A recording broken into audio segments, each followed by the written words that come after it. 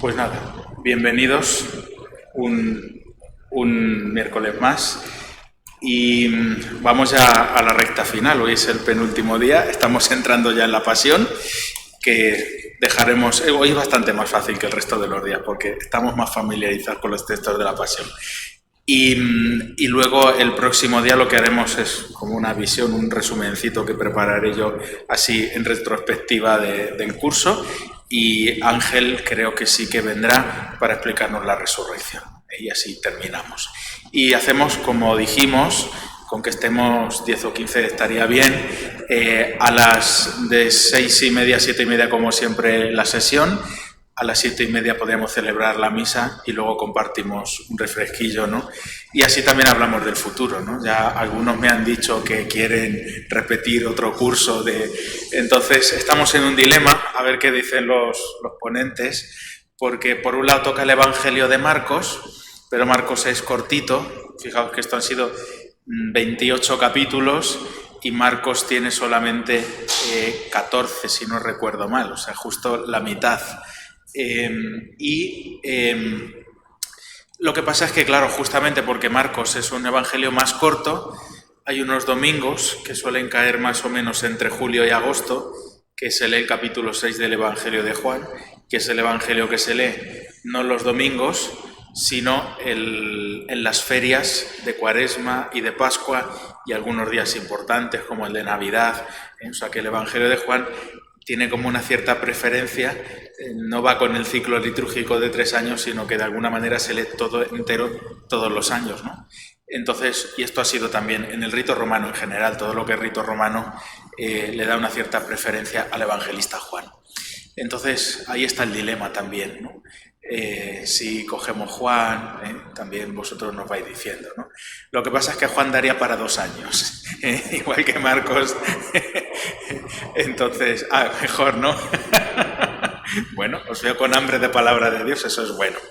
Bueno, pues vamos a comenzar. Voy a vigilar que no entre...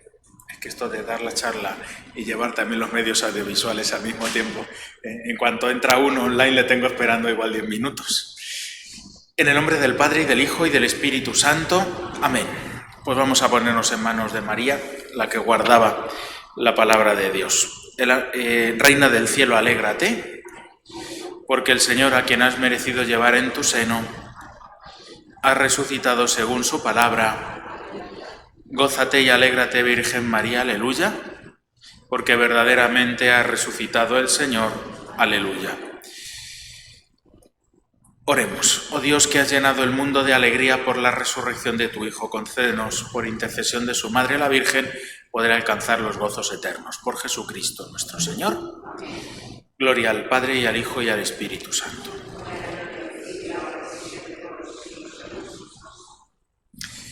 Pues vamos adelante con la Pasión. Vamos a recordar cómo veníamos haciendo en los días anteriores, cómo el Evangelio de San Mateo está articulado siempre por ese texto. Y habiendo dicho Jesús estas cosas, y entonces cambia de tema. Normalmente ese habiendo dicho Jesús estas cosas lo dice siempre inmediatamente después de un discurso. Ya hemos recorrido los 5 grandes discursos: el Sermón de la Montaña, el discurso a los discípulos, los tenéis ahí subrayados en color rojo, y además señalando con una flecha el versículo donde se dice diciendo Jesús estas cosas. El último de los discursos que habíamos visto, os explicó Ángel en la última sesión, es el discurso del juicio, el discurso escatológico, ¿no? El discurso del juicio final. Y entonces el juicio final termina con ese versículo que podríamos decir es el primero de los que nosotros vamos a ver hoy. Cuando Jesús acabó de decir, Y ya no dice estas cosas, ¿no? Sino que termina con una pequeña variación, diciendo todos estos discursos, ¿no? Es decir, hace referencia a los 5 últimos discursos. Es como una conclusión, ¿no? Como diciendo, ya no hay más discursos, ¿eh? Ya, ¿eh? Como aquel, ¿no? Que termina la homilía y dice, se terminó la homilía, ¿no? Y contesta al público, demos gracias a Dios, ¿no? Ya no hay, esto es igual, ¿no? Ya no hay más discursos, ¿eh? Y entonces comenzaríamos, por tanto, una sección nueva que podríamos considerar conclusiva, ¿no? En el esquema, ¿eh? La pasión y la resurrección las hemos tenido que dividir, ¿no? Pero ahora si lo vemos despacio, veréis que en general los textos del Evangelio no hablan, como nosotros solemos hacer, de pasión y de resurrección, sino que hablan de Pascua, ¿no? De paso a la muerte y la vida, viendo estos dos aspectos como una moneda, ¿no? Que es una unidad, aunque se pueda contemplar desde dos caras distintas. Bien, pues la pasión en Mateo corresponde a los capítulos 26 y 27 y luego quedaría para el próximo día, como deberes, la explicación del capítulo 28. A ver, he tocado algo y acabo de dejaros sin la proyección. Vamos a ver si lo arreglamos. Bien, ya está, me apareció. Entonces, vamos a explicar lo que tenemos para hoy. La estructura de los capítulos 26 y 27. Como veis, son los momentos de la pasión. Es una estructura bastante familiar. Primero comienza con un complot, después con un texto introductorio, que es la llamada unción en Betania. Sabéis que Mateo y Juan son los dos evangelistas que nos cuentan este relato, cada uno con unos matices distintos. La última cena, la oración en el huerto, el arresto de Jesús al final de la oración en el huerto de Getsemaní, que en Mateo es bastante más largo, por eso le damos entidad propia, el juicio ante el Sanedrín, después también las negaciones de Pedro. En otros textos también simplemente se cuenta el hecho, aquí fijaos, ¿no? Le dedica también bastantes versículos. El texto también, el relato de la muerte de Judas, que es único en el Evangelio de San Mateo. El juicio ante Pilato. Aquí me he confundido, no es la segunda multiplicación del pan. Esto pasa por utilizar diapositivas de sesiones anteriores, ¿no? El juicio ante Pilato, no, sería en la estructura del Evangelio, las burlas de los, creo que luego la otra diapositiva recuerdo haberlo corregido, en algún momento de la elaboración. Son las burlas de los soldados de Pilato, de esa cohorte de soldados, y el camino hacia la cruz. Después la crucifixión y muerte, y finalmente la sepultura de Jesús. Os he colocado cada columna en un color, porque como veis corresponde cada color a un texto del Evangelio distinto. Bien, pues lo que decíamos, el primer versículo del capítulo 26 es como la conclusión de los 5 discursos. Sucedió que cuando acabó Jesús todos estos discursos, ya no habla solo de este discurso. Dijo a sus discípulos, ¿qué es lo que dijo? Que el Hijo del Hombre va a ser crucificado. Yo creo que a estas alturas ya tenemos todos más o menos claro lo que significa la expresión el Hijo del Hombre, ¿verdad? ¿De qué profeta viene? De Daniel. Bien, da gusto explicar las cosas y que las vayáis asimilando. Efectivamente. Pero fijaos qué contraste. ¿Por qué dice Hijo del Hombre y no dice, por ejemplo, Hijo de Dios, o utiliza el pronombre en primera persona, yo? ¿Por qué dice Hijo del Hombre? Recordáis que esa expresión tiene como connotaciones celestiales, ¿no? Un personaje que viene de Dios, se participa de esa gloria que es celestial. Es decir, Jesús está también invitando a entender que esto no es un accidente, sino que el poder de Dios y la acción de Dios que viene a través de ese personaje misterioso que baja del cielo, que es Jesús, o el Hijo del Hombre, es a través de esto, que humanamente hablando es como un desastre porque es una crucifixión. Y se nos va a presentar a dos grupos que unen fuerzas, los sumos sacerdotes y los ancianos o principales del pueblo. Es decir, luego los unirá y dirá que los principales de Israel. Fijaos que existe, por lo tanto, una similitud entre la crucifixión y la Pascua. Es decir, ¿qué quiero decir con esto? Es decir, que San Juan es quien mejor expresa este aspecto, ¿no? Que es que según le están viendo crucificado, lo están viendo también como resucitando progresivamente. Es decir, se ve la crucifixión como un camino hacia la resurrección, y esto lo hace San Mateo ¿cómo? Resaltando unos cálculos humanos que no se cumplen, mientras que el plan de Dios sí se cumple. ¿Cuáles son esos cálculos humanos que no se cumplen?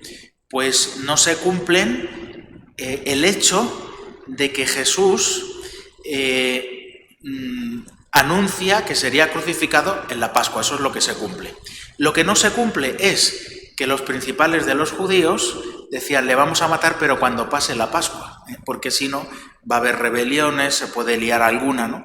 Y sin embargo, los tiempos de los hombres no se cumplen, mientras que los tiempos de Dios sí se cumplen. De tal manera que la crucifixión, al coincidir cronológicamente con el tiempo de la Pascua, hace que la pasión sea verdaderamente eso, ¿no?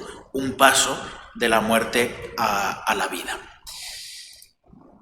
Vamos a ver algunos lugares, vamos a familiarizarnos. Está fenomenal esto de Google Maps, porque nos situamos. No sé si habéis estado en Tierra Santa. Sí, claro, últimamente todo el mundo va a Tierra Santa un par de veces por año, ¿no? Más o menos. Un día estaba en la parroquia de muchos de vosotros, en San Juan de la Cruz, ¿no? Y me encuentro con una salida de misa y dice: Víctor, ¿qué haces aquí si esta no es tu parroquia, ¿no? Y digo: pues lo que has oído al cura que celebraba, ¿no? Dice que soy el único, que tú y yo somos los dos únicos que no estamos en Tierra Santa, ¿no? Porque todos los demás estaban en Tierra Santa ese fin de semana, ¿no? Bueno, pues entonces os situáis, se ve el puntero, ¿verdad? Entonces, ¿esto qué es? La explanada del templo de Jerusalén, donde estoy. Y el valle, el torrente Cedrón, es esta depresión, ¿vale? Entonces, si os dais cuenta, esto es la tumba de los profetas. Ahora explicaremos a lo largo de qué significa esto de la tumba de los profetas. Aquí está el huerto de los olivos, Getsemaní. Bueno, es que se me han movido los círculos un poquito, claro. Yo quería resaltar sobre todo el Dominus Flevit, ¿no? El lugar donde Jesús lloró, que está justamente aquí, ¿no? Y tenéis aquí, esto se ha movido un poco pero suficiente, ¿no? El Monte de los Olivos, la iglesia de Getsemaní. Este es el lugar llamado Bethfagé, que se hace referencia a él en el Domingo de Ramos, ¿no? Se dice que pasó por Bethfagé. Y aquí está la casa de Lázaro, es decir, el lugar donde se hospedó y donde tuvo lugar la unción de Betania. Entonces, ¿qué es lo que ocurre? Jesús había ido a Jerusalén por la Pascua, pero no se alojaba en Jerusalén, sino que se alojaba, hacer este recorrido no es largo, se alojaba en casa de Lázaro, Marta y María, y luego hacía este pequeño camino, de tal manera que entraba en la ciudad de Jerusalén.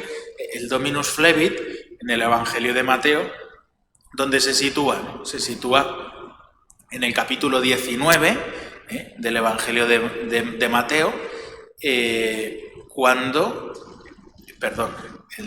Lucas es el capítulo 19, ¿no? En Mateo está por el 20 y tantos, no recuerdo ahora de memoria.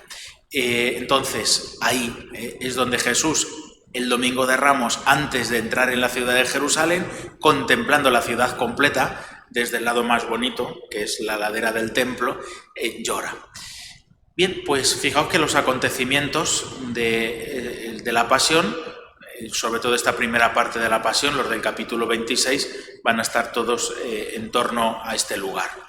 También aparece en el texto una escalerita que está más o menos por aquí, más o menos, que es la escalera que baja. Fijaos que esto es un valle, ¿no? A ver, ponemos la siguiente diapositiva que igual se ve mejor. Sí. Este es el monte Sión, el monte Moria y el monte de los Olivos, con los consiguientes valles, ¿no? Este es el del torrente Cedrón, este es el del Tiropeón y se unen ambos en la zona inferior a la flecha. Entonces, si os dais cuenta, para bajar desde donde estaba el cenáculo era necesario por aquí, por esta ladera, por este lado del templo, bajar la escalera y luego ya bajar toda la depresión del torrente Cedrón para cruzar al monte de los Olivos. Y con tanto mapa que se ve bastante feo, es mejor también tener el panorama, ¿no? Esta es la iglesia de Getsemaní, ¿vale? Entonces esto es un poco la visión, ¿no? Y entonces por aquí es por donde se cruza la escalera, actualmente viene en esta dirección. Bien, pues con esto nos situamos también en los lugares físicos, ¿no? Entonces ya sabemos dónde está Betania. Y si os dais cuenta, San Mateo no dice, si habéis leído el capítulo 26, que el nombre de la mujer. Sin embargo, sí que habla de que la unción no debió ser en casa de María y de Lázaro. San Juan no dice dónde fuera, sino en casa de un personaje llamado Simón el leproso, que no sabemos muy bien quién es. Y San Juan sí que identifica a esta mujer con María, la de Betania. ¿Por qué María, la de Betania, hace este gesto de ungir al Señor? La unción en la cabeza era un gesto que habitualmente se hacía al instituir sacerdotes y reyes. Os coloco ahí en la diapositiva, que como siempre os mandaré después, dos textos. Uno es la unción de Moisés y la otra también es muy conocida, la unción del profeta Samuel, la unción de Samuel. ¿Vale? Es decir, siempre que se elegía un sacerdote, un personaje importante, un rey, la señal de que era constituido para una misión que le acercaba a Dios, de alguna manera quedaba como consagrado a Dios, era el ser ungido. De hecho, si recordáis, en el libro de los Reyes es bastante frecuente el referirse al rey como el ungido de Yahvé. Entonces, ese gesto es un gesto que habla de una realeza, de una consagración, de actuar en nombre del pueblo, y aquí tiene como un valor ambivalente. Jesús acepta y asume, al dejar que aquella mujer le unja con aquel perfume. Los perfumes muchas veces se hacen sobre base de aceite, no todos necesariamente, por lo tanto, esa unción con aquel perfume estaba hablando, por un lado, del gesto sacerdotal de Jesús, pero por otro lado Jesús también dice, ha adelantado lo que van a hacer con mi cuerpo, es decir, está hablando también de la unción de la muerte. ¿Por qué Jesús alaba tanto este gesto de esta mujer que no fue comprendido, ¿no? A muchos les pareció un derroche. Fijaos que en el Evangelio aparece muchas veces la lógica de la razón humana contrapuesta a la lógica del amor de Dios. Con la lógica de la razón humana no parece una especie de despropósito, ¿no? De exageración, que Dios se haga hombre y muera para salvar a los hombres. Sin embargo, el amor de Dios vive en esa lógica, ¿no? Es la lógica del don, que no lleva como los cálculos propios de lo que uno va dando.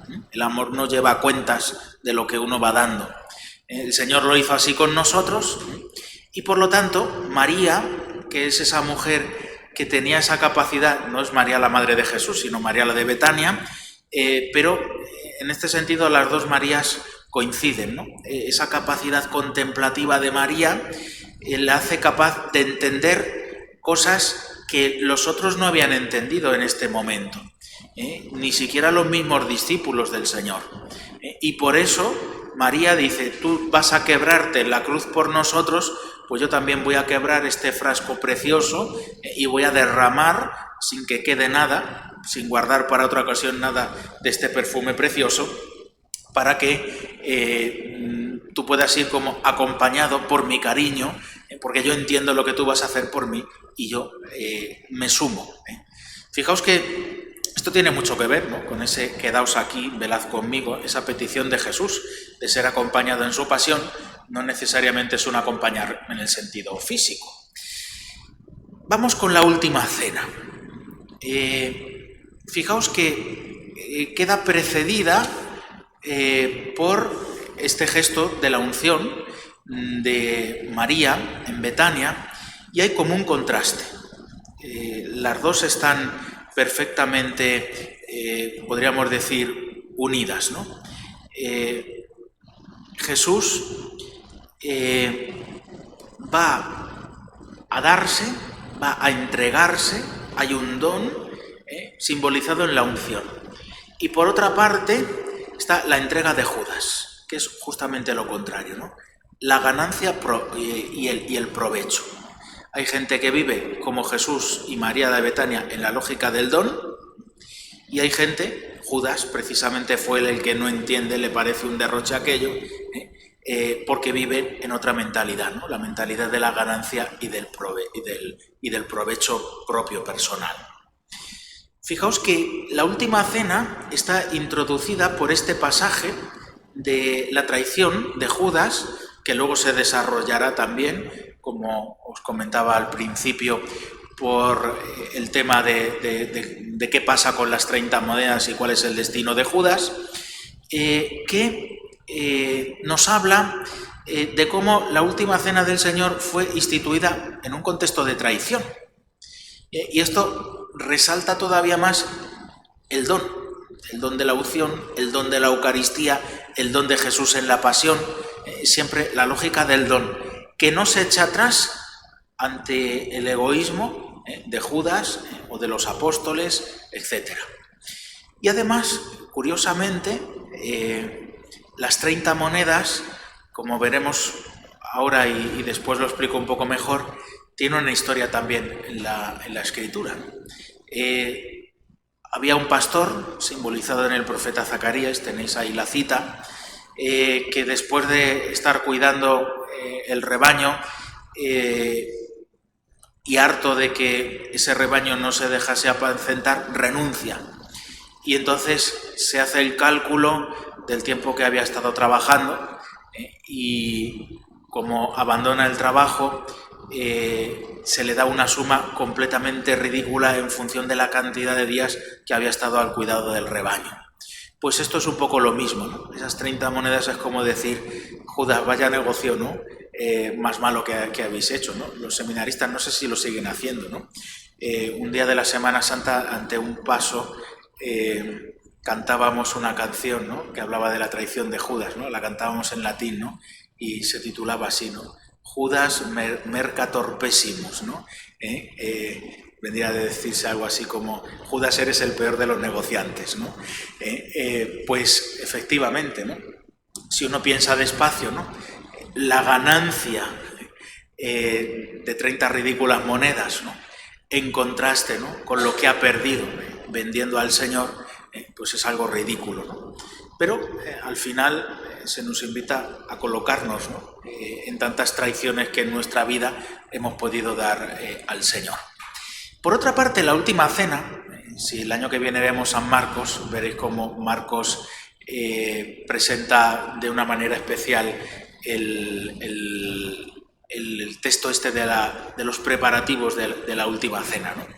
Pero en Mateo se resalta muy bien ya cómo es un momento preparado con el Señor con gran esmero.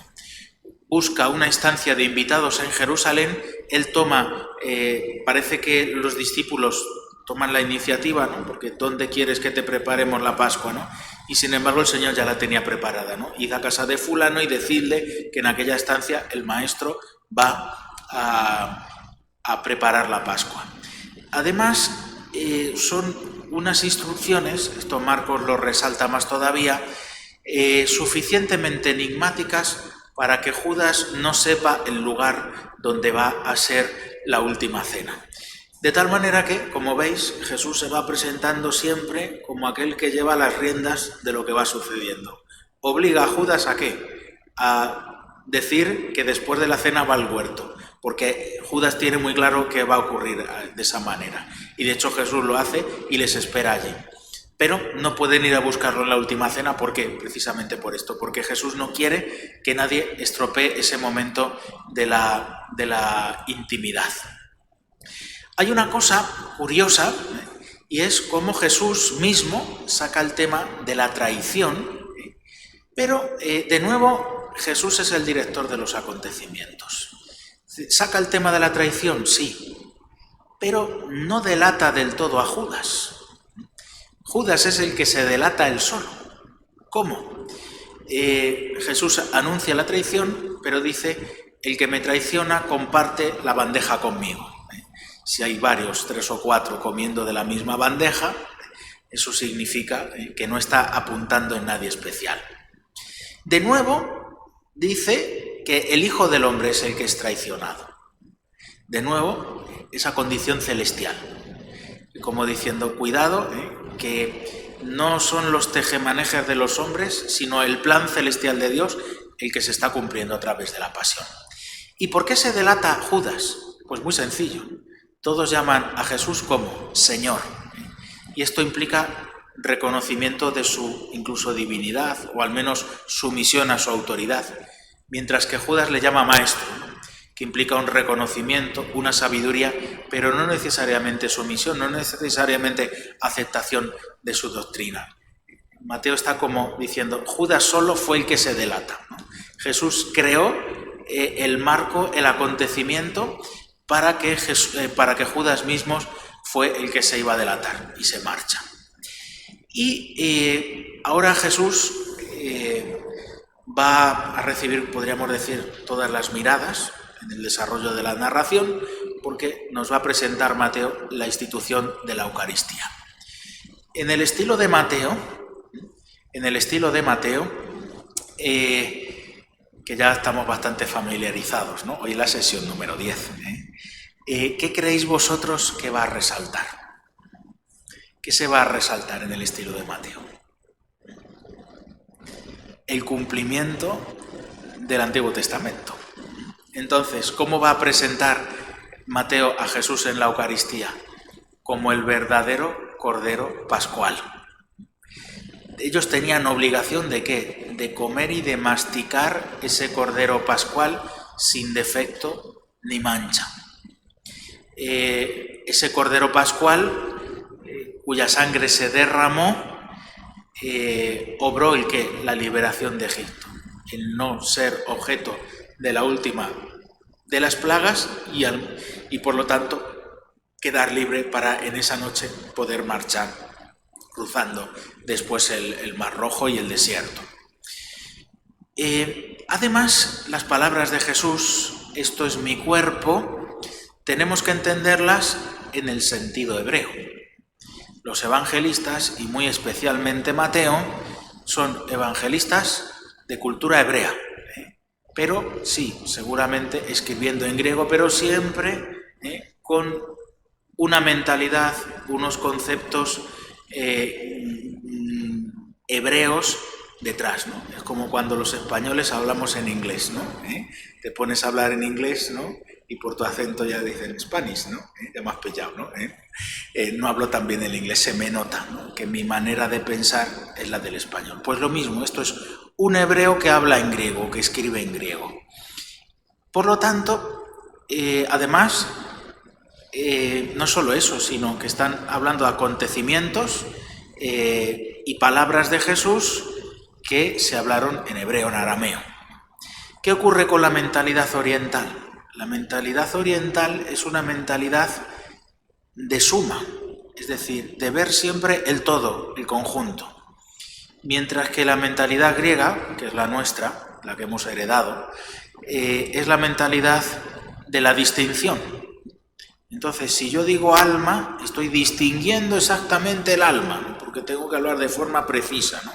Entonces, el alma es lo que es distinto del cuerpo. En cambio, un hebreo, si dice cuerpo, no está diciendo solamente la carne, ¿no? Sino que está hablando del ser humano completo, porque están unidos el cuerpo y el alma, pero eso sí, considerado desde su aspecto más material. Por lo tanto, cuando Jesús dice, esto es mi cuerpo, está diciendo, este soy yo presente, vivo en la Eucaristía. Esta es la fe que, por otra parte, conservamos en fidelidad a pesar de nuestro lenguaje. Y por lo tanto, eso sí, ¿no? Consideradme en el sentido más físico de la expresión de la cercanía del sentir. Esto es mi cuerpo. Además, ¿en qué contexto dice Jesús esas palabras? En el contexto de una plegaria de acción de gracias. No sé si habéis participado alguna vez en una cena judía de estas que se suelen hacer en las parroquias en la Pascua, en el ritual que reproduce más o menos creo que se dice en hebreo, Hadag de Pesaj, ¿no? Algo así, ¿no? En la cena de Pascua, el niño pequeño, el más joven, tiene que preguntarle al más viejo ¿por qué hacemos esto, ¿no? Y el anciano tiene que explicar al niño y de paso a todos las cosas buenas que hizo Dios. Es decir, es una memoria agradecida. Experimentamos la presencia del Señor al recordar los beneficios, ¿no? Y eso nos ayuda a recordar que Jesús, que Dios, en este caso Yahvé, es yo soy el que soy. O dicho de otra manera, ¿no? Porque en español la ambigüedad se pierde, porque distinguimos entre ser y estar, cosa que en muchos idiomas no existe, ¿no? Entonces, yo soy el que soy significa también yo soy el que estoy. Es decir, yo soy ese Dios que está presente todos los días en medio de vosotros. Fijaos que esto lo seguimos haciendo cada día cuando celebramos la Eucaristía, ¿no? En verdad es justo y necesario, es nuestro deber y salvación darte gracias siempre y en todo lugar. ¿Por qué? Pues porque la naturaleza pecadora del hombre siempre tiende a lo mismo, que es ¿a qué? Al olvido, a fijarse en lo malo, a la queja, a lo que me molesta. La soberbia y el egoísmo siempre tienden a la insatisfacción, mientras que el amor tiende a la alabanza y a la gratitud. Y hacer ese esfuerzo de vivir agradeciendo y fijándome en las cosas buenas que tengo, no en lo que me falta ni en lo que me hace sufrir, me ayuda ¿a qué? A reconocer la presencia del Señor. Por eso es Eucaristía. Pero esto responde a lo mismo, como digo, que hizo el Señor en la noche de la Pascua, ¿no? Acción de gracias. Mateo insiste mucho en esa memoria agradecida e incluso también en los salmos de acción de gracias. El Jalel, que llamaban, eran 4 o 5 salmos que se recitaban o cantaban en esta noche, que eran todos salmos de acción de gracias, donde la palabra aleluya, Jalel, Jaleluya, sigue muy presente siempre, ¿no? Es Pascua y es alegría por la presencia del Señor y memoria agradecida porque Él está en medio de nosotros. Las expresiones de Jesús, esto es mi cuerpo, ya la hemos explicado, ¿no? Sobre todo nos fijamos en qué significa mi cuerpo. Esta es la sangre de la alianza nueva y eterna. Sangre de la alianza.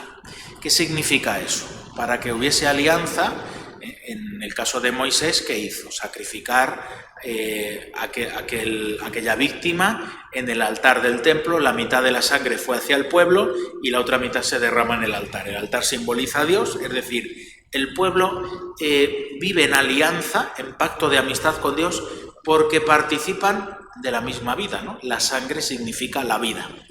Es decir, sangre de la alianza implica un sacrificio de una víctima, pero un don de una vida nueva como consecuencia de ese sacrificio. Eso es lo que experimentamos en la Eucaristía. Y además se derrama esa sangre ¿para qué? Con poder de perdonar los pecados. La alianza era descrita por los profetas como un momento donde se daría un corazón nuevo, donde se perdonarían los pecados. Si os dais cuenta, los evangelistas no solamente nos están contando los datos de la vida de Jesús, sino que están haciendo una interpretación teológica de los datos, ¿no? Parece simplemente que cuentan un relato muy inocente, pero de inocente no tiene nada. Van seleccionando datos que indican mucha idea a la hora de entender. Entonces, están viendo cómo todo lo que había profetizado Dios sobre la nueva alianza se cumple aquí, en la Eucaristía y en la Pascua.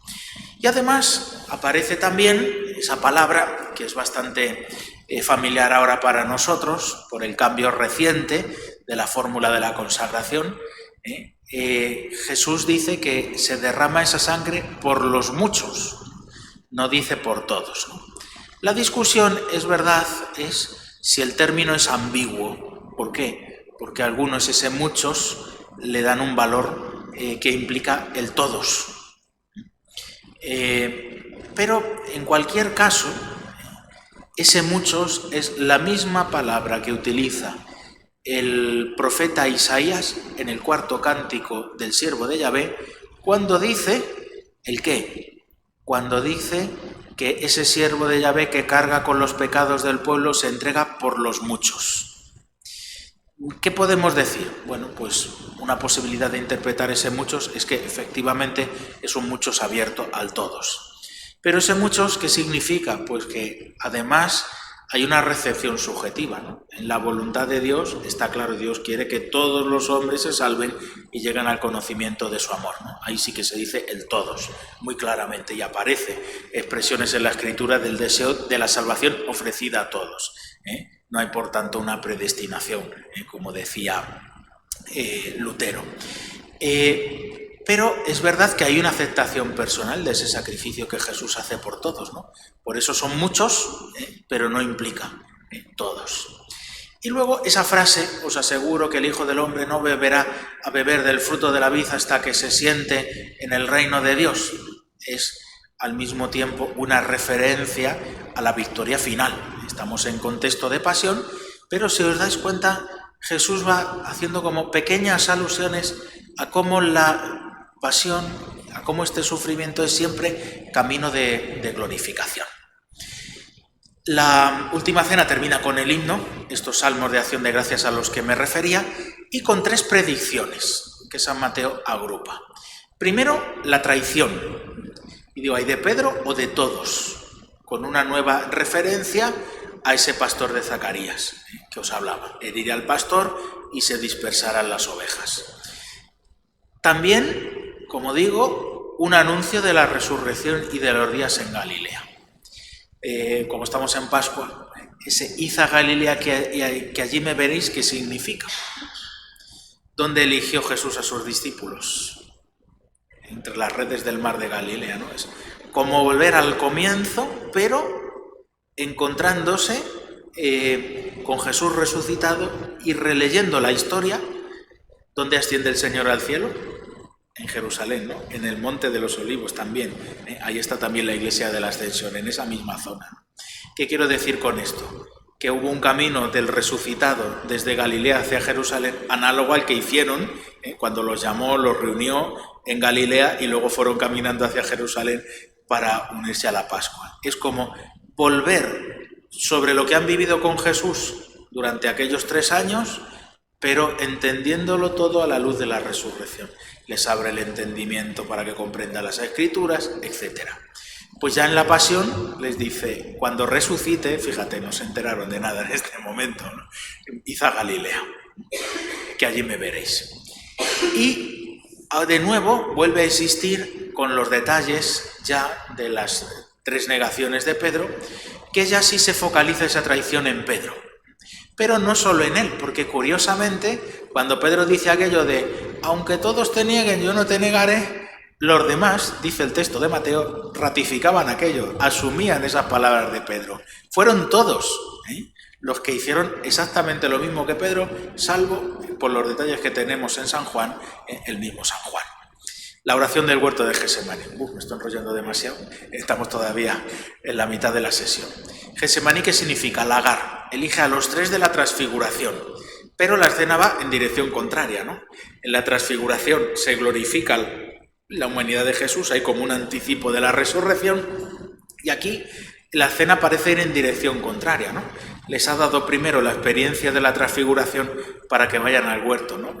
Mi alma está triste hasta la muerte triste, ¿no? Fijaos que hay unos términos que aparecen tanto en Mateo como en el resto de los evangelistas: el cáliz, la hora, el poder de las tinieblas, el desatarse de las fuerzas diabólicas, ese mi alma está triste hasta la muerte triste. ¿Qué significa? Todos esos textos y esas expresiones hablan de cómo el Mesías tenía que cargar con los pecados de los hombres. Ese es el peso, esa es la agonía de Jesús en la cruz. Se junta un poco todo, ¿no? La experiencia de cargar como si fueran propios los pecados de los hombres, la carga tan dura de cara a la redención, el sentimiento de miedo, la repugnancia ante la muerte. Yo creo que todas estas explicaciones no son o la una o la otra desde mi punto de vista, sino que son aspectos complementarios del sufrimiento de Jesús en ese momento. Y una cosa muy típica de San Mateo es cómo esa aceptación de la voluntad del Padre en este momento, que tanto le cuesta a Jesús, va como en un increscendo, ¿no? Como dicen los italianos, ¿no? Va creciendo cada vez más, ¿no? Primero dice: Padre mío, si es posible que pase de mí esta copa, ¿no? Pero no se haga como yo quiero, sino como quieres tú. Y después dice: si esta copa no puede pasar sin que yo la beba, hágase tu voluntad. Bueno, pues es esa lucha, como decía San Máximo Confesor, entre la voluntad humana de Cristo, a la que le repugna necesariamente el sufrimiento, el dolor y la cruz y el cargar con el pecado, y la voluntad divina, que es la misma que la del Padre, y que evidentemente no puede querer otra cosa que la consumación de ese plan redentor de salvación. Entonces, ¿qué es lo que ocurre? Pues como en nuestra vida, Jesús en esto es un modelo perfecto. Nuestra voluntad humana tiene que ir aprendiendo a someterse, incluso en el sufrimiento, a la voluntad divina. Y en esto, fijaos cómo Jesús hace una consideración antropológica, ¿no? El espíritu, ¿no? El alma y la carne, ¿no? El espíritu es decidido. Hay algo, lo más espiritual en nosotros, que sí que tiende fácilmente a aceptar la voluntad de Dios. Y luego está la carne, que te lleva por otro lado, ¿no? Y si quieres que lo carnal, lo más bajo en ti, se someta a lo espiritual, ¿qué tienes que hacer? Pues hacer que crezca lo espiritual, que se fortalezca lo espiritual, ¿no? Por eso, velad y orad para no caer en tentación, ¿no? Velad, ¿no? Permanece sin que os entre el sueño del despiste que nos hace olvidar la vida de oración. Algunos discípulos, fijaos qué contraste, portaban espadas y se lía ahí esa pequeña reyerta entre los discípulos y la guardia del templo que va a buscar a Jesús. Fijaos que la palabra beso tiene un significado doble. Por una parte era un gesto de cariño, pero por otra era el signo. Pues Jesús se acerca a Judas, ¿no? a dejarse besar para que todos sepan quién es, a dejarse entregar, pero también dejando claro que es él el que se entrega y va como mostrando siempre poder sobre los acontecimientos y conocimiento. Y Jesús en este momento, al contrario que los discípulos, no ofrece resistencia. El combate contra el miedo que se ha librado en Getsemaní, Jesús lo ha ganado. Y libremente, soberanamente, se entrega. Y como siempre, para resaltar esto, que es el plan de Dios el que se cumple, de nuevo, alusiones al cumplimiento de las Escrituras, sobre todo, como veis, en esta parte del Evangelio de San Mateo, recurriendo continuamente al profeta Zacarías.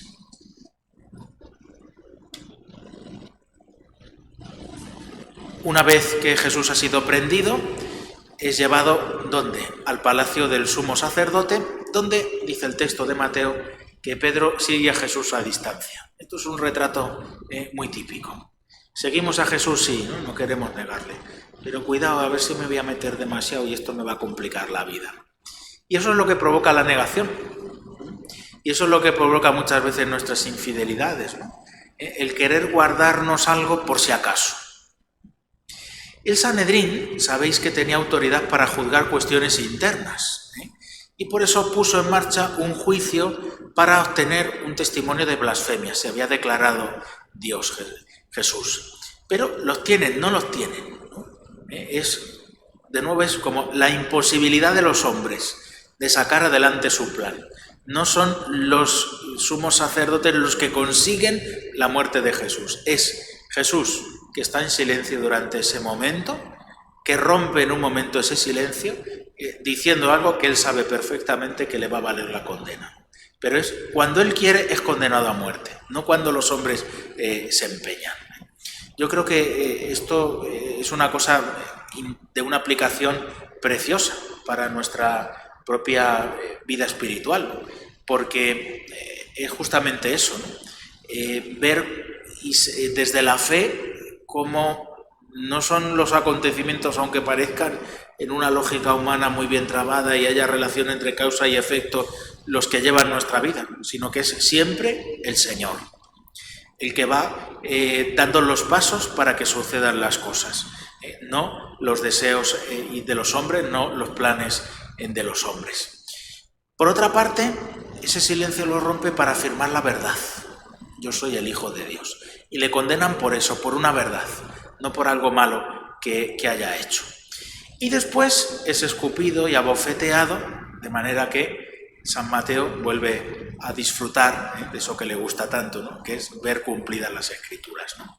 Y da detalles concretos. Ya sabéis que en Mateo encontramos dos maneras de citar la Escritura. Unas veces con citas literales y otras veces con cosas que se han ido anunciando muchas veces que son familiares para un lector judío y que vemos a lo largo del relato que se han cumplido, ¿no? Claro, a nosotros nos cuesta más eso, ¿no? Y por eso tenemos que hacer referencia a algunos textos. Las negaciones de Pedro se le dan mucha solemnidad en este momento. ¿Qué son en el fondo? De nuevo esto, cumplimiento de las palabras de Jesús. Todo lo que dice Jesús se cumple al pie de la letra. Y además se cumplen hasta el punto, como en 3 momentos, de un juramento y de una maldición contra Jesús. No es ponerse un poco de perfil, no, aquí no hay ponerse de perfil, aquí da la cara y da la cara en contra de Jesús, claramente. Bien, vamos a pasar al capítulo siguiente, al 27, donde se nos narra la muerte de Judas. Un detalle, como decía, que solo lo narra el Evangelio, he puesto de Judas, madre mía, cómo estaba yo aquí. El Evangelio, existe un apócrifo de Judas, lo cual hace más grave el error. Ahora lo trataré de cambiar. El Evangelio de Mateo, ¿no? Y utiliza un verbo, metanoeo, metanus. Casi siempre cuando se habla de conversión en el Nuevo Testamento es este verbo griego. Fijaos que se habla de cómo después de haber cometido el delito recibe como una especie de luz que se convierte, pero una luz que va a ser para él desesperación. Hay un paralelo en esto, utilizando también la misma expresión en la rebelión de Ahitrofel contra David, ¿no? Que se alzó con varios hombres contra David y cuando vio que nadie le seguía, se suicidó también, cayendo en la cuenta de que había atentado contra el ungido de Yahvé. Al mismo tiempo, ¿qué pasa con ese dinero? Es curioso, ¿no? ¿De dónde habían salido las 30 monedas? Del tesoro del templo, ¿no? Y ahora ese dinero impuro, que todo el mundo tiene claro que es impuro porque ha sido el precio de pagar a Jesús, no puede volver a entrar al templo, ¿no? Porque está impuro. Y entonces se compra el campo de sangre, porque los cementerios eran lugares impuros. Recordáis, ¿no? El hijo de la viuda de Naín, etc., ¿no? Y se cumple de nuevo, es el gusto siempre que tiene Mateo, la profecía de Zacarías, de nuevo el capítulo 13 de Zacarías, que resalta eso, qué pocas monedas, ¿no? Qué barato se vendió a Jesús, ¿no? Y el de Jeremías, que habla de una jarra que se destruye, Israel, el pueblo judío, esa jarra representa al pueblo judío, ¿y dónde se destruye? ¿No? En el valle del Hinón. Este es el lugar. ¿Dónde está ese cementerio que se compró con las monedas de Judas? ¿Veis? Vamos adelante y ahora hay un cambio importante. Había unos motivos religiosos, la blasfemia era el motivo por el cual había que matar a Jesús. Pero ahora, para ir a Pilato y convencer a Pilato, hay que cambiar la sentencia, ¿no? Entonces, ahora te lo llevamos diciendo que este se proclama como rey de Israel. Fijaos que ellos no concebían que pudiera ser otro rey de Israel sino el Mesías esperado. Con lo cual es un rechazo explícito de la realeza de Jesús y de su mesianismo. Y además lo hacen no por otra convicción, sino para buscar un argumento para que esos que decían que no tenían autoridad para condenar por motivos religiosos, son ellos los que tienen que condenar. ¿Y por qué lo hacen? Pues entiendo que para humillar a Jesús lo más posible, ¿no? Querían que la muerte fuese lo más humillantemente posible. ¿Y Jesús cómo reacciona a esta acusación? De nuevo, con el silencio, calla. Hay unos intentos de Pilato de librar a Jesús. Primero, con el cambio por Barrabás. Fijaos que se prefiere el perdón a uno que verdaderamente ha sido un revolucionario, queda muy claro que este sí que quería convertirse en rey de Israel, ante uno cuya revolución es muy dudosa. Y también Pilato en un momento da una sentencia, ¿no? Que es, bueno, pues se le azota, era un castigo que se le imponía, y ya se le libera. Sin embargo, como experimenta el empuje, la rebelión del pueblo, le da miedo soltarlo después de la sentencia que ha dado, y entonces corrige el juicio y después de haberle dado el castigo de los azotes lo crucifican. Fijaos que jurídicamente eso no había por dónde cogerlo, y sin embargo Pilato hace eso. Los principales de los judíos que conocían eso lo hacen en su afán injusto de condenar a Jesús. Por otro lado, el nombre Barrabás significa Bar-Abá, es decir, hijo del Padre. Hay como dos hijos del Padre, ¿no? Uno, el manso y humilde de corazón, y otro, el reaccionario. Y el pueblo como que elige, se posiciona. Cuando están acusando a Jesús de algo que no ha hecho, ellos se colocan del lado del que sí ha hecho. Si os dais cuenta, siempre el Evangelio va jugando con esto, ¿no? La inocencia de Jesús, que queda clara a pesar de que le condenan, y la culpa y la malicia del pueblo de Israel, que en el fondo somos también nosotros con nuestros propios pecados. Tres detalles de la inocencia de Jesús. La amenaza de los judíos, se dice claro que estaban amenazando y revolviendo. ¿La amenaza a quién? A Pilato, ¿no? Cuidado, ¿no? Pilato sabía que estaba en un momento en el que podía caer en desgracia del emperador y le podía costar el cargo. Por eso le cuesta tanto contrariar a los judíos en este momento. El sueño de la esposa, que todos conocemos, y la persuasión de los principales de los judíos, que son los que hacen que el pueblo se revuelva. Conocemos perfectamente, ¿no? Ese intento de Pilato, ¿de qué? De presentarse como inocente ante ese pecado de omisión que cumple, que es su deber como gobernante, de defender al pobre, al débil, ¿no? De impartir justicia. Y luego todo el relato del juicio termina con la imagen, ¿no? De esa sangre que caiga sobre nosotros y sobre nuestros hijos, que en el contexto de lo que ya hemos explicado de la Eucaristía queda bastante claro. Las burlas y el camino de la cruz. Hay un momento en el que los soldados, dice una cohorte completa, es decir, al menos seis soldados le echan un manto púrpura con sentido de realeza y se burlan de esa realeza de Jesús. Así se cumple también Isaías 56, ¿no? Ofrecí mi espalda a los que me golpeaban, mi mejilla a los que mesaban mi barba. Y el brutal escarnio de este momento, que como digo, no era lo normal, o se le azotaba y se le liberaba, o se le crucificaba, pero no las dos cosas. Y Jesús sufre las dos cosas. Por lo tanto, va a necesitar la ayuda de Simón de Cirene para llevar la cruz. Hay un detalle curioso en la crucifixión, voy a abreviar mucho, y es cómo aparece dos veces el tomar vino, ¿no? Primero, un vino mezclado con hiel, que se solía dar para paliar el dolor, normalmente solo el vino.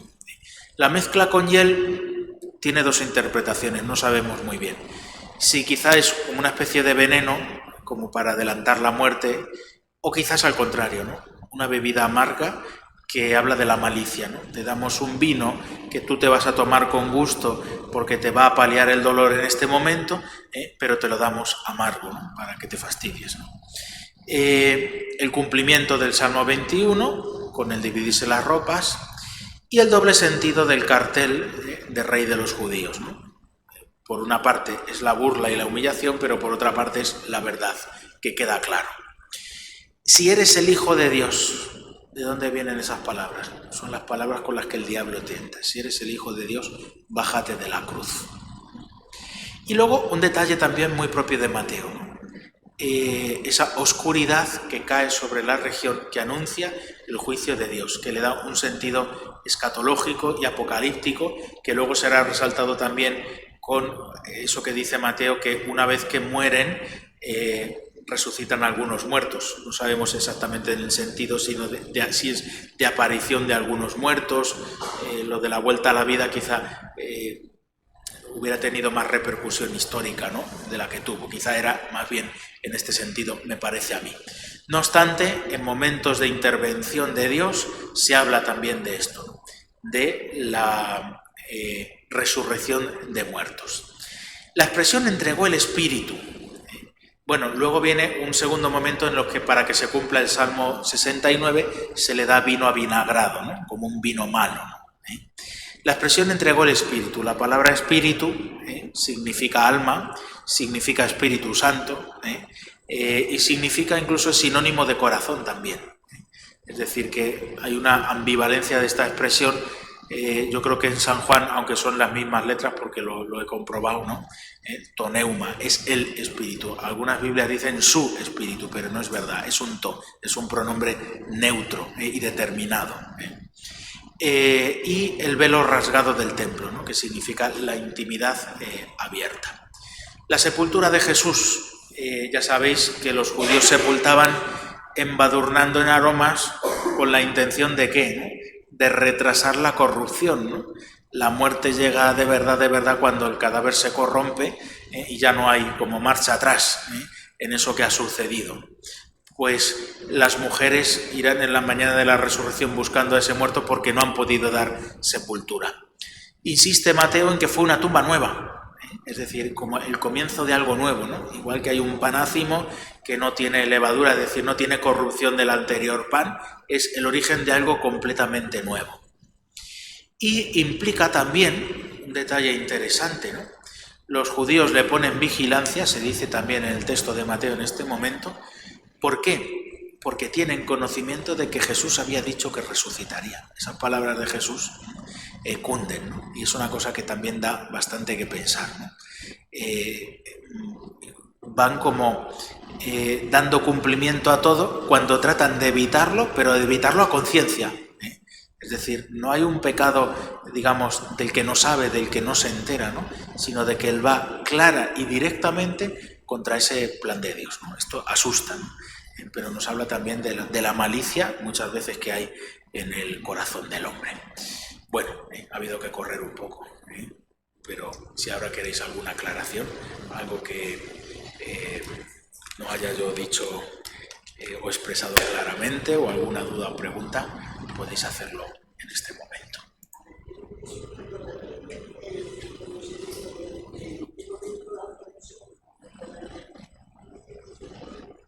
Daniel capítulo 8, te lo digo así de memoria, pero yo creo que sí. El capítulo 8 del profeta Daniel, vamos a comprobarlo.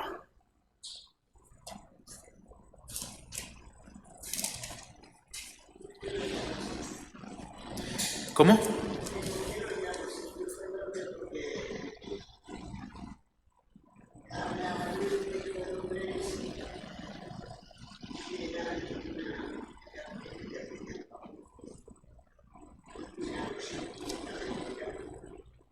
¿Cómo?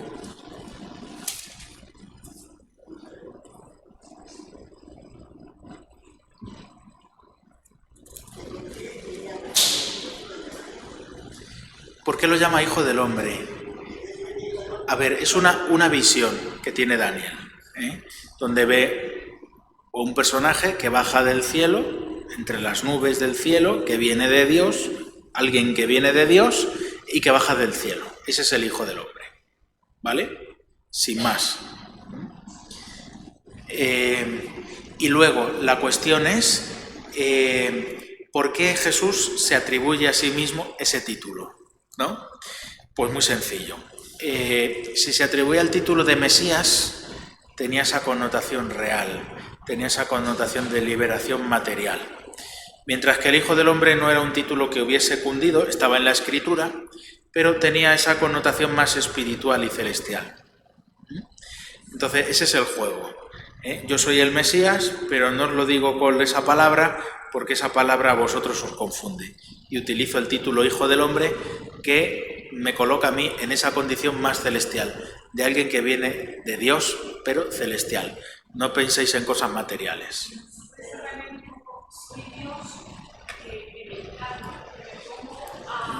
No está excluido, no está excluido en el sentido, ¿no? Baja del cielo, con todas las connotaciones de la imagen. Claro, claro.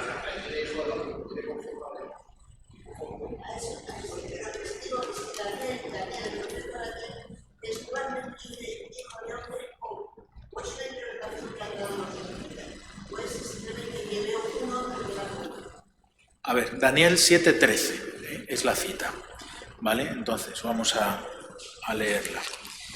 Vi venir sobre las nubes del cielo alguien parecido a un ser humano que se dirigió hacia el anciano y fue presentado por él, y dieron el poder, el honor y el reino, y todos los pueblos y naciones y lenguas le servían. Es decir, fíjate que habla de la realeza, pero que viene del cielo. ¿Vale? Es decir, utiliza... Sí, claro. ¿Por qué le anteponen? Es el nombre que le da, ¿no? Cuando tú ves algo, le das un nombre que describe esa realidad, ¿no? Pues eso, ¿no? Vi venir sobre las nubes alguien parecido a un ser humano, que se dirigió. Eso es.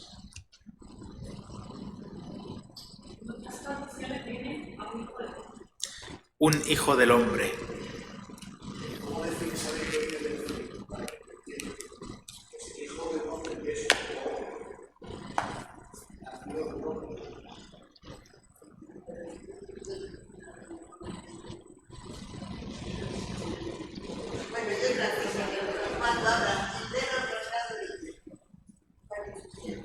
Vale, no, he aludido a ello y no lo he explicado. Ahora lo explicamos.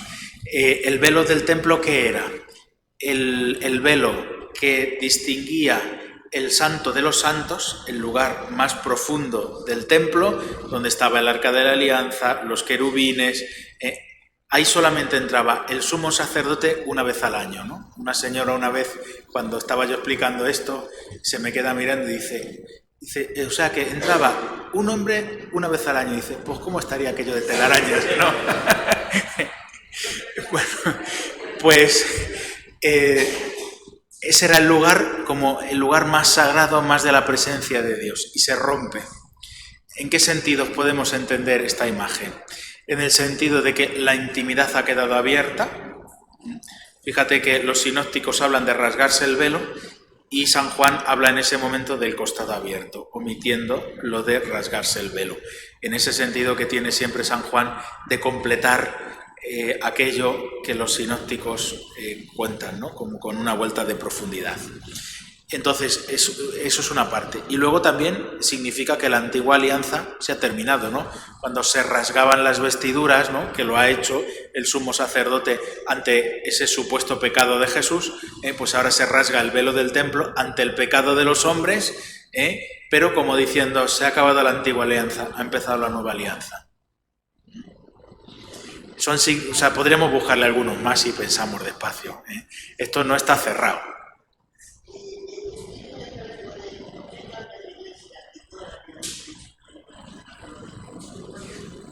No. En latín, pro vobis et pro multis. Es decir, se cambió con el Concilio Vaticano II y solamente con el Concilio Vaticano II. La liturgia que nosotros conocemos es la romana, pero no es la única. Aquí en Toledo tenemos la liturgia mozárabe, es decir, es verdad que con la expansión del Sacro Imperio Romano Germánico con Carlomagno, que le debían su título de emperador al Papa, apoyaban mucho al Papa precisamente por eso. Entonces, ¿qué es lo que ocurre? Lo que ocurre es que se va romanizando la liturgia, ¿no? Y se va centralizando, digamos, el poder del Papa, es decir, se centraliza el poder en la Iglesia, ¿no? Antes era más el obispo en cada diócesis o lugares, ¿no? Y cada país, cada región, la liturgia gálica, la liturgia mozárabe en España o hispánica, la liturgia también de los pueblos anglos, el rito ambrosiano que todavía se conserva en Milán, ya, muchas liturgias. Pues en todas, curiosamente, esos verbos, tomó, partió, bendijo, las palabras de la institución varían un poco, pero esos 5 verbos aparecen siempre invariables. Y el término muchos también. No dice por todos, por muchos. Otra cuestión es el valor que se le dé a ese muchos, pero la palabra es el muchos. ¿Por qué? Porque en el fondo los textos de la liturgia, ¿qué son? Los textos de la Escritura, que meditada la Iglesia la convierte en oración. Y la gran mayoría de los prefacios, todas las oraciones de la liturgia, todos tienen una base bíblica impresionante.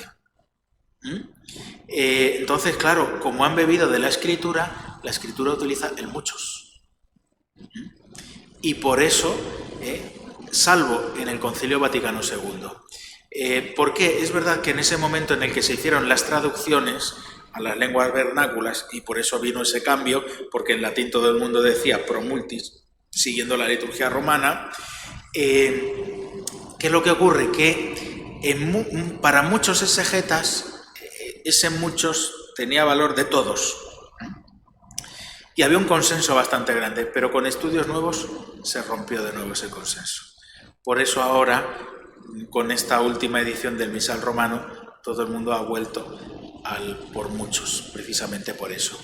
Y segundo, en la liturgia no hay por qué entenderlo todo. En Pascua, y si tú te coges el Rica, ¿cuándo se explican los sacramentos? No se explican como nosotros solemos hacer en catequesis. No se explican antes de recibirlo para que te enteres. Era al revés. Se le hacía a la persona cristiana y al hacer a la persona cristiana se le daban los sacramentos. Y luego se les explicaba lo que habían recibido y los ritos, pero a posteriori. En la liturgia, perfectamente, hay por qué entenderlo todo. Podemos tener una acción que vamos repitiendo y vamos aprendiendo por mímesis de la tradición, que puede ser mucho más rica que la madurez cristiana de fe que tienes para entender ese misterio. Pero tú al hacerlo lo transmites.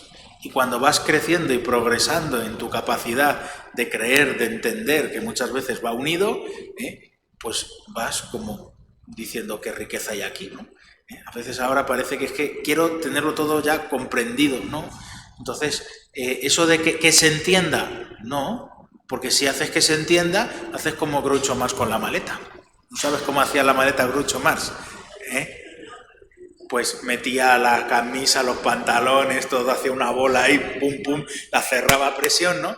Y se quedaba una manga de una camisa, un trozo de un pantalón, medio jersey por fuera, luego cogía las tijeras y recortaba, ¿no? Pues a veces hacemos nosotros eso, ¿no? Cuando queremos que se entienda todo, lo que hacemos es recortar la riqueza. Claro, es que se tiene que entender, o no. Tú celebra, vive y déjale claro a esa persona que se está celebrando un misterio que a todos nos supera, al que lo celebra, a todos. Y esa liturgia que la hace el Espíritu Santo en el seno de la Iglesia, no la hacemos nosotros, la hace el Espíritu Santo que está en el seno de la Iglesia, nos ayuda a introducir en nuestra liturgia unos gestos, unos ritos, unas palabras que son de una riqueza mayor de lo que entendemos. Y gracias a Dios, ¿no? Como decía San Efrén, si te bebes la fuente entera, cuando tengas sed ya no podrás volver a beber, ¿no? ¿No es mejor que haya algo que sea abundante, mucho más grande de lo que tú puedes entender, para que un día y otro día y otro día... Bueno, pues el sentido del muchos es eso. es la misma palabra de la Escritura y a lo mejor dentro de 100 años en la Iglesia, además de lo que estamos explicando aquí, encontramos un sentido nuevo a todo esto.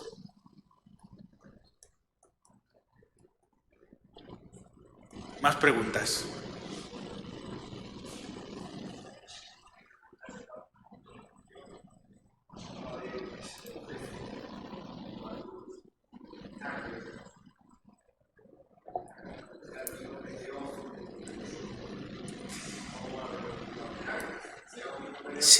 Sí, vino, creo que he dicho, ¿no? Vino avinagrado, ¿no? He utilizado. Sí, bueno, es que, ¿por qué se dice vinagre? Pues lo mismo, para que se cumpla aquel salmo, para mi sed me dieron vinagre.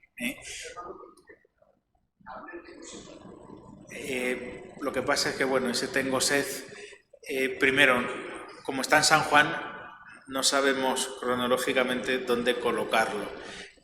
Pero bueno, ese tengo sed está ya casi como al final, en el texto de San Juan.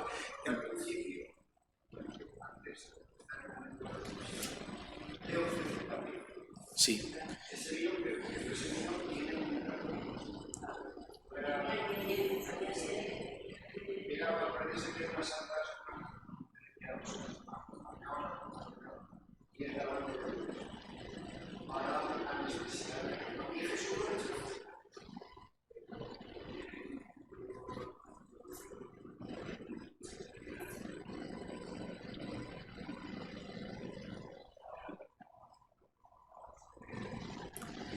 Aquí las interpretaciones son múltiples, ¿no? El hecho, el hecho es el que es y parece que es doble, es decir, vino mezclado con hiel al principio y luego en algún momento vinagre, o vino avinagrado, ¿no? Vino malo, sí. Entonces, bueno, ahí uno lee interpretaciones de gente erudita y cada uno da la explicación que a él le parece, ¿no? Entonces, bueno, como os he dicho, los autores que estamos siguiendo un libro de Curtis Michael, ¿no? Para explicar estas cosas, lo que dice es eso, ¿no? Vino mezclado con hiel al principio, y lo dice